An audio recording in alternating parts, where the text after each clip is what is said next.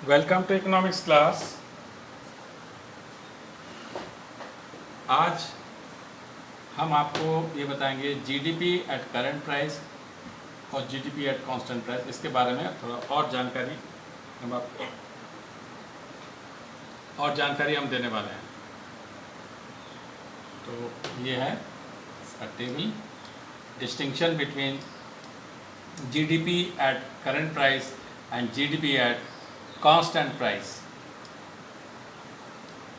पहला है इसका मीनिंग वाइज, बेसिस जो है डिस्टिंक्शन का मीनिंग वाइज। तो it refers to money value of final goods and services produced in a country in a year measured at current year prices. तो present year price के basis पे calculate किया जाता है जीडीपी करंट प्राइस। और GDP at constant price है, it refers to money value of final goods and services produced in a country in a year measured at prices of base year. तो एक base year लेके चलते हैं और price को उसी के रेस्पेक्ट में हम लोग कैलकुलेट करते हैं जीडीपी। अगला है इंडेक्स ऑफ इकोनॉमिक ग्रोथ। किस तरह से ये ग्रोथ का इंडेक्स है। तो it is not a good tool for measuring the economic growth of a country. तो इसको जीडीपी एट करंट प्राइस को अच्छा नहीं माना गया। It is not a good tool for measuring the economic growth of a country, और it is a better tool for measuring the economic growth of a country. तो इसको better माना गया है। जो फिक्स्ड प्राइस पे होता है, एक बेस प्राइस पे अगेंस्ट में जो करते हैं, उसको बेटर टूल माना गया।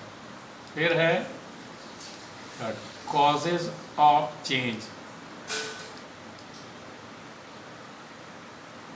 तो it is affected by change in both price and quantity. अगर करंट ईयर का प्राइस चेंज हो जाए तो ये असर करेगा, इसको चेंज करेगा।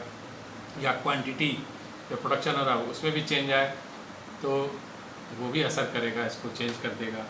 लेकिन इसमें it is affected by change in the quantity only. Price का चेंज का कोई असर आएगा नहीं, क्योंकि एक बेस ईयर का प्राइस लेते हैं जो कि बदलता नहीं है। पर्टिकुलर ईयर का आज से 5 साल के किसी ईयर का हम ले रहे हैं, 2015 का मान लीजिए ले रहे हैं 2020 में, तो वो 15 का प्राइस तो फिक्स हो गया, अब बदलने वाला है नहीं, तो इसलिए वो चेंज नहीं होता। ओनली क्वांटिटी, इस ईयर का क्वांटिटी में अगर चेंजेस आया प्रोडक्शन में तो वही खाली असर करता है। उस तरह से कंपैरिजन अगर देखें तो it is not a suitable tool for comparing the GDP of different years. तो कंपैरिजन के लिए सूटेबल नहीं माना गया। अगर डिफरेंट ईयर्स का जीडीपी ले लें और उसको कंपेयर करें तो नहीं कर पाएंगे, क्योंकि प्राइस का असर पड़ जाता है।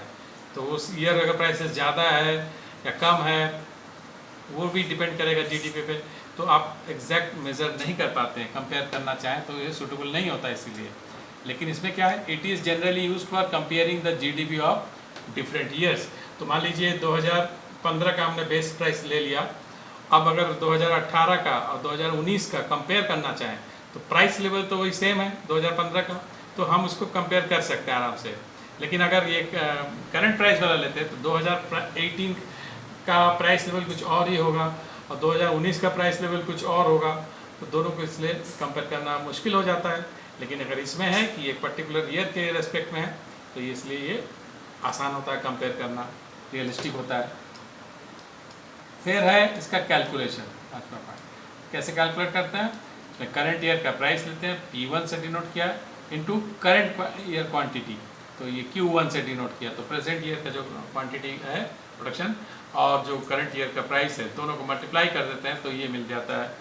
और इसमें कैसे करते हैं, बेस ईयर का प्राइस लेते हैं, इसमें P0 से डिनोट करते हैं into current year quantity Q1। तो P0 Q1 मतलब बेस ईयर का प्राइस और इस करंट ईयर का क्वांटिटी, और इसमें दोनों ही करंट ईयर से रिलेटेड, प्राइस भी करंट ईयर का और क्वांटिटी भी करंट ईयर का। तो इस तरह से इसको कैलकुलेट करते हैं। फिर 6 पॉइंट है ऑल्टरनेटिव नेम। तो ये आप पढ़ चुके हैं। It is also known as nominal GDP, इसको हम लोग नॉमिनल जीडीपी भी कहते हैं। It is also known as real GDP, इसको हम लोग रियल जीडीपी कहते हैं।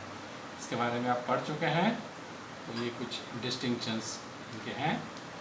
आशा है कि आपको समझ में आ गया होगा। तो आज के लिए इतना ही, फिर अगले दिन नए क्लास में नए चीज़ के साथ।